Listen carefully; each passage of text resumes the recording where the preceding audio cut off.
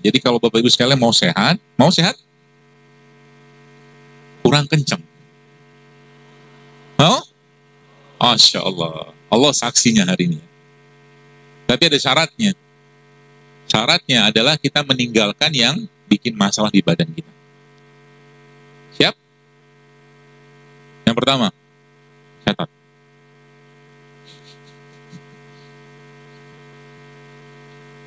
Dan lakukan ini karena Allah. Lakukan ini karena Allah. Sehingga nanti apa? Hidup sehatnya kita, mukmin ini bukan lifestyle, bukan gaya hidup, tapi itu bagian ketaatan, bagian kesyukuran kita dengan nikmat badan ini gitu loh. Kalau cuma sekedar lifestyle kayak orang-orang barat sana, alah, ngapain juga. Orang jangan puasa aja kita bisa sehat kok, insya Allah. Tapi kita niatkan untuk menjaga badan. Kenapa? Semua amal ibadah yang berkurang karena tidak dilakukan sempurna, maka berkurang juga pahalanya. Orang yang sholatnya duduk, setengah pahala sholat berdiri. Orang yang sholatnya berbaring, setengah pahala sholat duduk. Kan gitu kan? Sayang kan? Maka lagi-lagi niatkan untuk ketaatan kepada Allah, agar ibadah lebih baik. Jadi dan saya tidak mengajarkan diet. Diet mengapain juga. Kalau nggak makan beginian pasti turun. Ya. Asal ngerti tadi, kita nggak makan gula sederhana. Yang kita makan gula yang kompleks nanti. Pertama, catat, Masya Allah. Semoga dikerjakannya. Husnuzon. Baik sangka. Pertama, kurangi atau stop nasi putih. Ya kalau nggak stop, kurangi dulu lah. Tenang, insya Allah kita tetap hidup tanpa nasi putih. Ya, nanti kenapa saya ceritakan. Yang kedua, semua produk yang berbasiskan tepung, terutama tepung-tepung yang tinggi indeks glikemiknya, atau tepung yang menyebabkan kadar gula kita bisa naik cepat. Kecuali tepungnya Nabi itu punya tepung namanya talbinah. Nah itu boleh makan. Talbinah namanya. Yang ketiga, gula pasir. Sudah berapa? Yang keempat, minyak goreng. Itu dulu. Dokter, nanti kalau dokter begini, nanti yang jualan gimana gitu kan? Tenang. Ada demand, ada supply. Hukum pasar akan terjadi. Ketika kita nggak makan lagi makanan-makanan begituan, mereka akan ganti produknya kan. Tenang aja. Yang jualan gorengan akan jual rebusan. Betul? Yang jualan tepung, dia akan jual sayur-sayuran. Oh sehat. Kan gitu kan? Pandai menangkap peluang itu pedagang, itu tenang aja. Jadi itu dulu kurangi dulu. Selama 1 pekan ke depan. Kita akan buktikan di malam hari ini. Anda yang mau buktikan. Saya sih enggak. Kalau saya lebih senang, kadang-kadang tuh kemarin tuh sempat safar yang mana ya, lupa, terlalu banyak safar lah pokoknya. Ya kadang-kadang kan di safar itu susah dapat makanan sehat kan, ya sedikit-sedikit lah nyampah gitu, makan nggak kayak begitu. Pulangnya saya tahu ini badan sudah kacau nih, gitu kan. Nah, akhirnya saya mulai untuk puasa, bukan puasa sunnah, tapi puasa untuk tidak makan minum ya. Sampai kemarin itu sampai 19 jam saya makan. Buat saya ya, yang dicobain kalau nggak paham. Kenapa? Ini gula ada 3 komponen. Ada gula, ada glikogen, ada lemak. Ada gula, glikogen, lemak. Catat aja, nggak usah dipahami, nggak usah diingat juga apa-apa. Sekedar tahu aja. Jadi gula itu transformasinya kalau nggak dipakai di badan jadi glikogen. Kalau nggak dipakai jadi lemak. Jadi gula ujung-ujungnya jadi lemak, paham gitu ya? Nah, gula itu, glikogen ini Bapak sekalian, glikogen itu disimpan, ini ilustrasi aja, disimpan di kulkas, bahasanya. Glikogen disimpan di kulkas, si lemak disimpan di chiller. Oke? Glikogen di mana? Kulkas, lemak, Chiller. Ada singa. Singa ini biasa kita satu hari kita kasih makan dia 10 kilogram daging. Lalu singa itu kita nggak kasih 10 kilogram daging, kita cuma kasih dia ya mungkin 3 kilogram ya, berarti 2/3-nya kita cut, kita potong makannya gitu. Lalu singa yang tadi cuma dikasih 3 kilogram daging tadi, kita lepas ke kerumunan orang. Apa yang terjadi? Singa tadi pasti akan makan orang untuk memenuhi asupan tenaganya dia kan. Jadi ini ilustrasinya begitu. Tubuh kita ketika tidak ada cadangan kalori yang masuk, yang ada di kulkas ataupun di gulanya, maka dia akan bongkar yang ada di chiller. Jelas ya? Jadi sebenarnya kalau Anda ngerti ilmu ini, gak usah repot-repot ikut program diet. Kita mau mengakses chiller. Chiller, kalau ibu-ibu yang masak ayam atau ikan beku itu kan, kalau Anda masak itu mau dimasak kan di defrost dulu, dicairin dulu semalaman kan. Maka sebenarnya ketika masih ada sisa kalori yang ada di kulkas, bahasanya gitulah, tubuh tidak akan mengakses chiller. Chiller isinya tadi apa? Lemak. Maka kalau tahu caranya, kita udah terlalu banyak lemak akibat dari gula. Sumber gula dari apa? Yang 4 tadi itu. Tepung, nasi, sama gula pasirnya. Maka apa yang terjadi Bapak sekalian? Yang terjadi adalah tubuh akan mengakses, mengambil energi yang berasal dari chiller. Bagaimana caranya? Caranya jangan pakai bahan bakar yang ada di kulkas. Sehingga apa? Diprolong puasanya. Paham maksudnya? Puasanya diperpanjang. Bukan tidak makan, kita nggak makan, tapi kalau misalkan kayak hari ini misalkan di puasa nih, nanti buka puasa tidak apa-apa, ya, pakai sesuai dengan sunnah Nabi gitu kan, kita berbuat pakai kurma, pakai air putih, udah makan, cukup sebenarnya 3, 4 butir, 5 butir, meskipun itu gula juga, nggak apa-apa, tapi itu gulanya kompleks, biarin tubuhnya lapar. Kalau tubuh kelaparan, maka tubuh lama-lama akan membongkar cadangan energi yang ada di chillernya. Berapa lama waktunya? Dimulai dari 16 jam, 18 jam, sampai 24 jam. Dahsyat banget Pak. Ilmu ini Bapak sekalian dipakai sama orang-orang barat untuk mengobati orang diabetes. Ilmu puasa ini. Syaratnya apa? Susah memang. Bayangin lagi mau buka puasa, karena masjid raya di sini katakanlah buka puasa gitu kan, ada takjil bareng gitu kan, baru saja mau begituan tiba-tiba piring lewat tuh. Piringnya lewat. Isinya gitulah.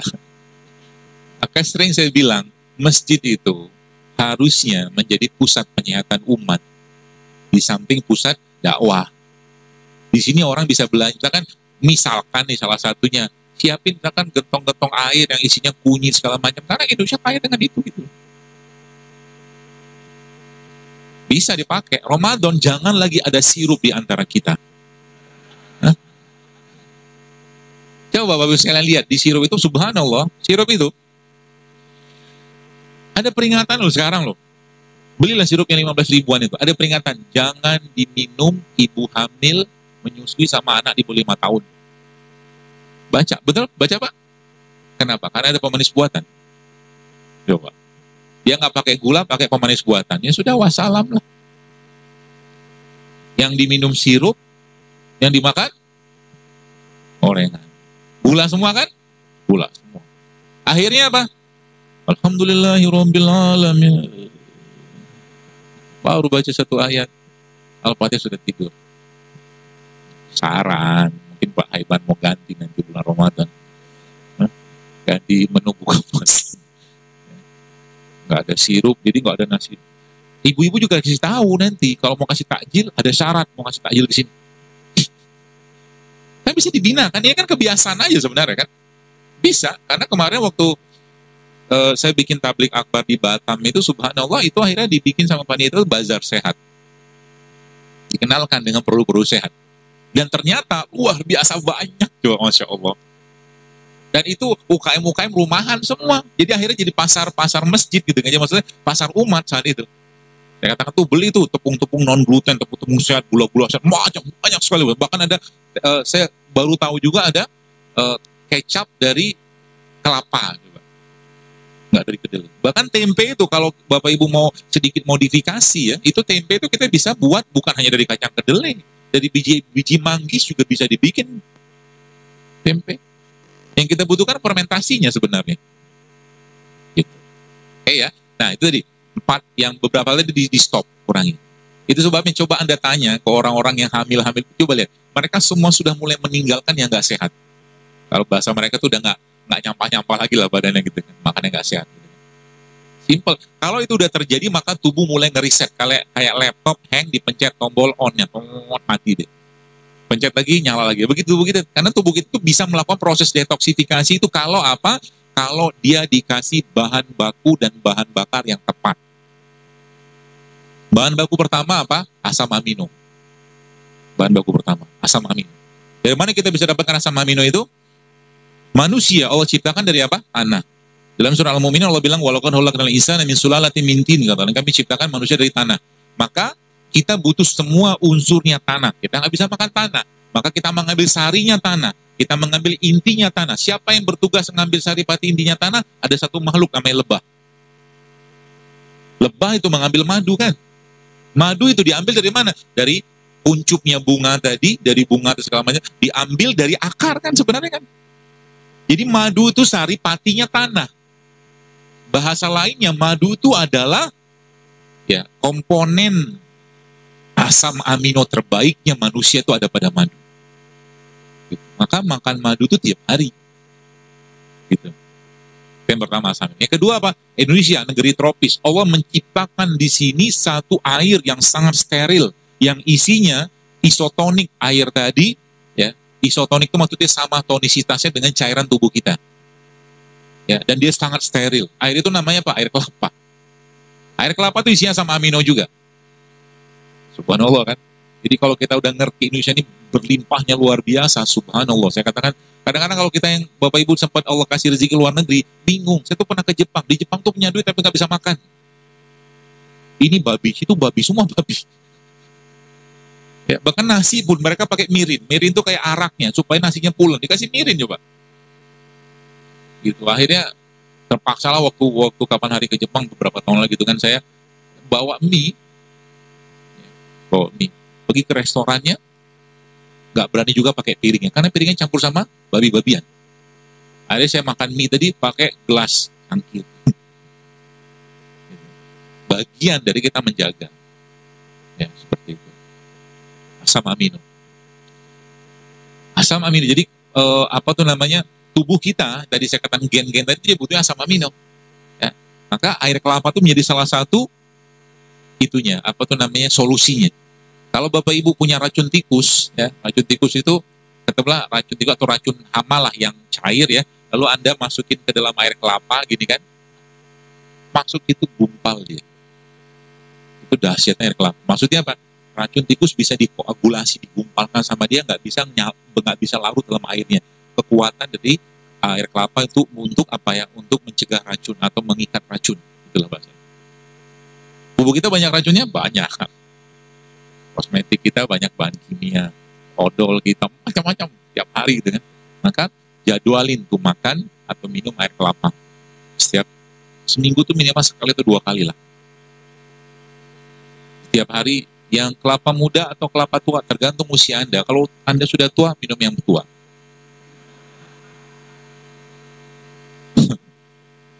Beda, ini bukan bercanda, beneran. Karena kelapa tua sama kelapa muda beda kandungan nutriennya. Beda. Jadi kalau orang-orang dengan maaf 50 tahun ke atas gitu kan, dia nggak butuh air kelapa yang detox, dia butuh nutrien-nutrien atau makronutriennya aja, kata guru saya gitu. Karena dia peneliti juga.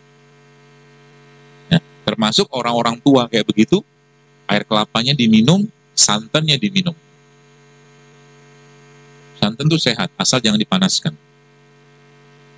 Sehat. Maka ada namanya satu resep di daerah di pengobatan Ayurveda itu namanya golden turmeric latte. Golden turmeric latte. Santan, kasih jahe, kasih kunyit, kasih kurma. Enak banget. Serius. Dan lemak dia, ada lemak yang sangat baik untuk jantung. Jadi nanti kalau ibu-ibu Anda misalkan meres santan, nah santannya tadi diperosnya pakai airnya, jangan pakai air biasa. Paham ya? Jadi meres santan itu pakai airnya. Terus santannya diapain? Jangan digodok, rusak dia. Panasan pada santan kan rusak. Maka Indonesia itu kan punya satu makanan yang santan dipanasin berulang-ulang tuh. Ada daging dikasih santan, panasin. Namanya apa? Bukan, Pak. Bukan. Namanya rendang kan? Tidak apa-apa makan rendang, silakan. Ya. Rendang itu diakuin sama CNN apa kalau nggak salah sebagai makanan paling enak di dunia juga, Masya Allah. Emang enak sih. Kenapa enak? Karena santan dipanasin berulang-ulang. Semua dipanasin berulang-ulang pasti enak. Coba Anda bikin sambal pakai minyak jelantah. Enak kan? Padahal kalau saya punya sambal sendiri, bawang putih, kasih cabai rawit, kasih kurma, kasih garam. Waduh, Masya Allah, enak minta ampun. Sambal kurma bahasanya.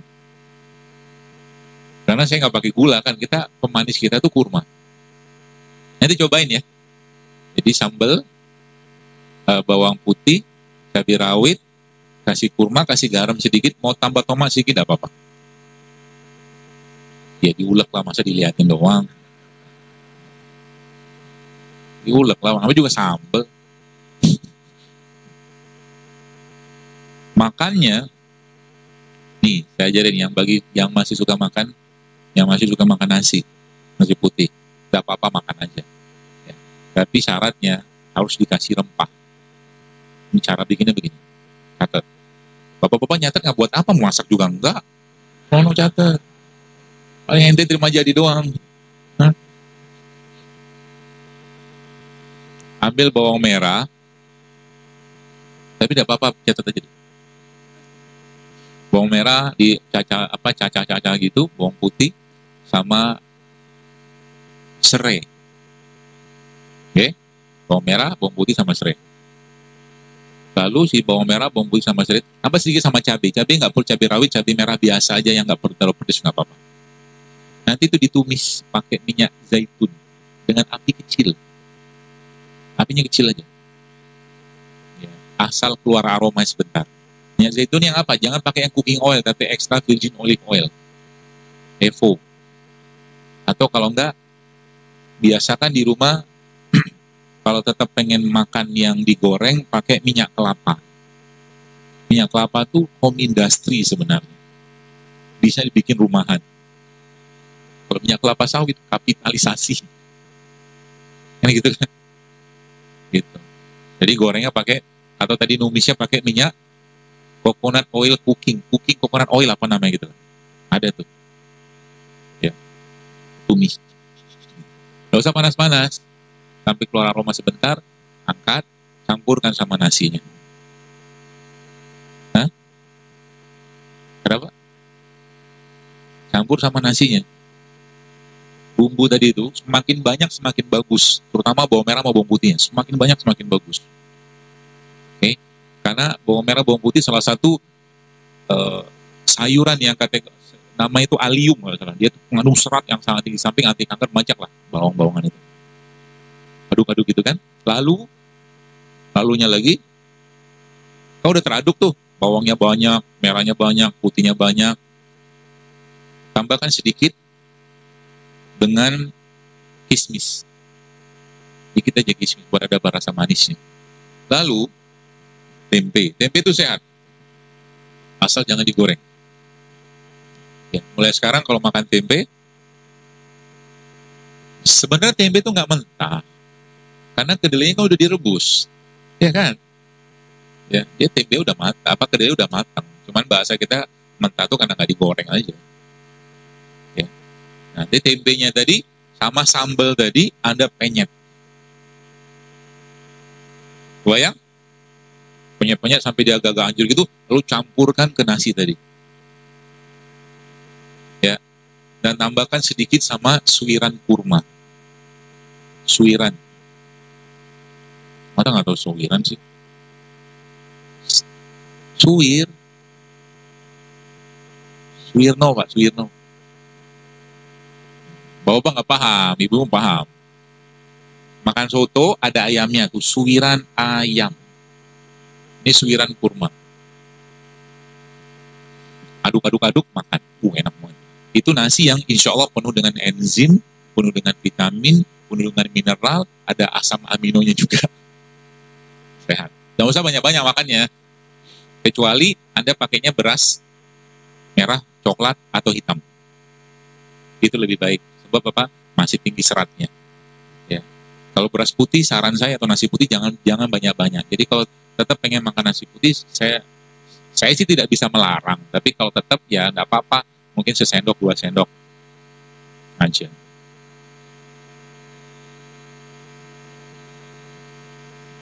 Nanti lihat, Anda akan mulai percaya kata-kata saya. Ini nih udah ribuan orang ngerjain dan dibilang ngantuknya hilang, bapernya hilang loh, bener-bener hilang. Ya. Zaman sekarang karena makanan yang dimakan sudah tidak banyak lagi enzim, akhirnya baperan. Nggak ada enzim itu tuh apa tuh namanya membuat tubuh tuh akhirnya kerja keras mengolah makanan tadi, gitu. Banyak. Tanda-tanda orang baper tuh apa? Mudah banget left groove.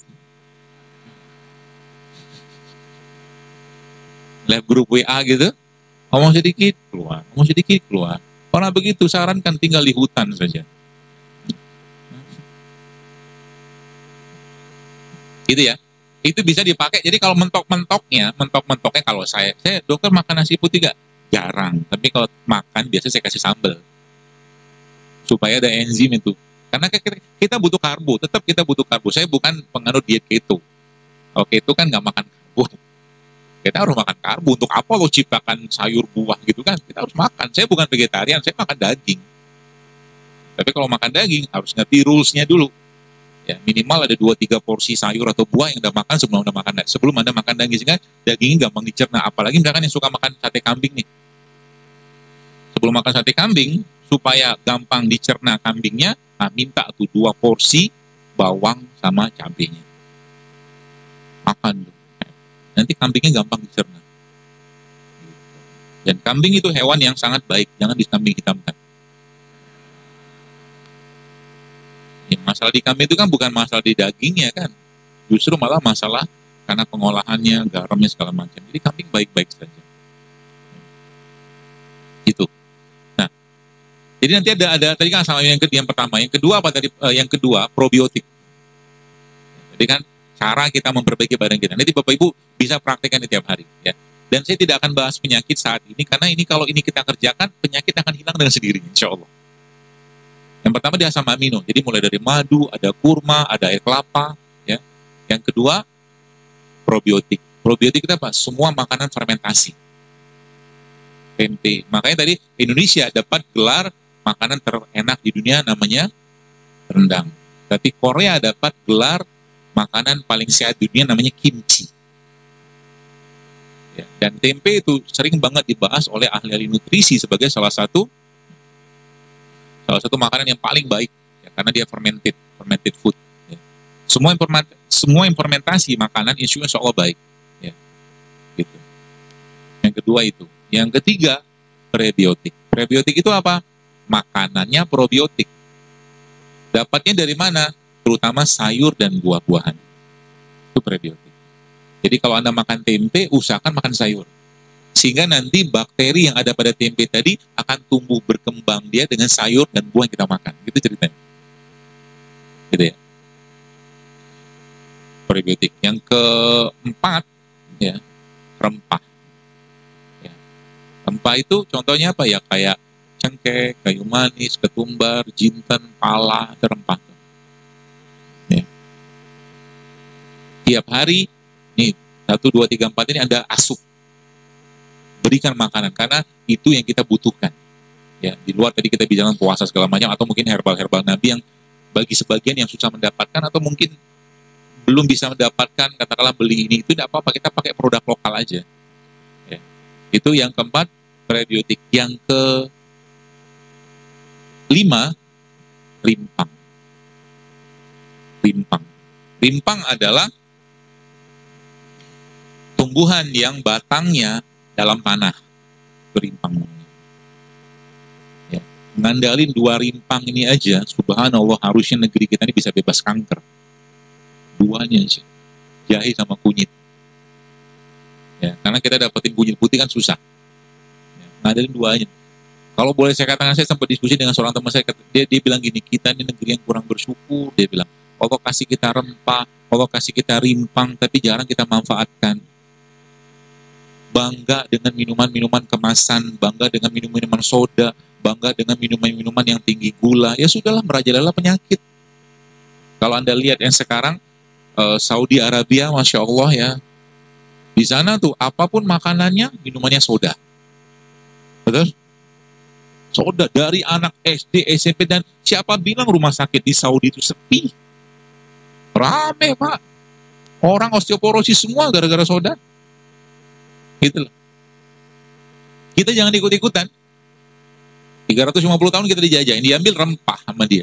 Maka ganti semua tuh minuman-minuman kemasan kita dengan rempah-rempah, rimpang-rimpangan. Pagi-pagi bikin jahit, pek, kasih air panas, kasih madu, selesai.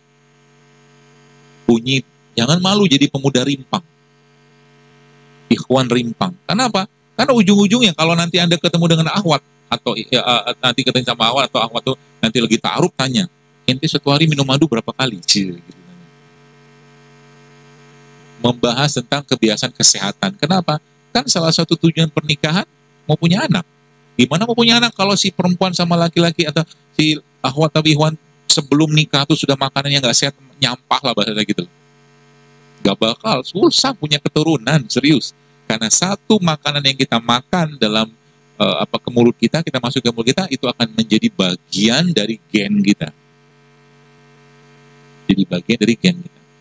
Saya berpesan nih kepada ibu-ibu orang tua di sini. Ya. Jangan, jadi kalau anak Anda, Bapak-Ibu sekalian, pengen makan yang nggak sehat, larang. Bukan larang, jangan kasih kesempatan mereka. Kulkas Anda di rumah, ya, kalau misalkan belum ada anggaran untuk memenuhi kulkas dengan buah-buahan, biarin kosong aja. Gitu. Mau beli ikan, mau masak ikan, pergi ke pasar, beli ikan segar, masak, gak usah di frozen. Lebih bagus ikan fresh. Gitu. Ya. Jadi di rumah ya termasuk mulai kurangi yang tadi. Jadi anggaran bulanan biasa beli 1 dus mie instan, kurangi dengan beli buah aja atau beli rimpang. Mie instan mungkin 1 dus ya mungkin 100.000 lah, saya nggak tahu harganya berapa. Banyakin beli rimpang ya, anak-anak kenalkan dengan rimpang-rimpangan, anak-anak kenalkan dengan makanan minuman sehat, sehingga nanti kalau orang tuanya mengajarkan kayak begitu, nanti mereka nanti juga akan mengajarkan pada anak-anaknya dia, karena itu kebiasaan, habit itu diturunkan ya, seperti itu. Rimpang ya, laki-laki nih, coba bapak-bapak sekalian nih, ada 2 rempah ini dan 2 tumbuhan ini, kalau boleh saya katakan coba mulai dirutinkan diminum untuk meningkatkan atau membooster testosteronnya. Yang pertama kunyit, yang kedua habatus sauda. Ya, jadi Anda ambil kunyit, ya kunyit itu dipotong-potong aja, kasih masuk air panas nanti, lantas kasih madu nanti sedikit atau kasih jeruk nipis sedikit, lalu diminum sama habatus sauda, atau habatus sauda ini dimasukkan ke dalam air juga nggak apa-apa, dibuka kapsulnya.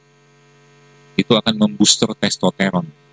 Nanti kelaki-lakiannya akan muncul. Laki-laki itu kan ar-rijalu qawwamuna 'alan nisa. Gitu. Perkasa dia nanti. Insya Allah. Asal jangan makan tepung. Jangan banyak-banyak makan tepung. Ya. Itu ya. Asam amino, probiotik, prebiotik, rempah sama rimpang. Tiap hari usahakan mengasup itu. Usahakan.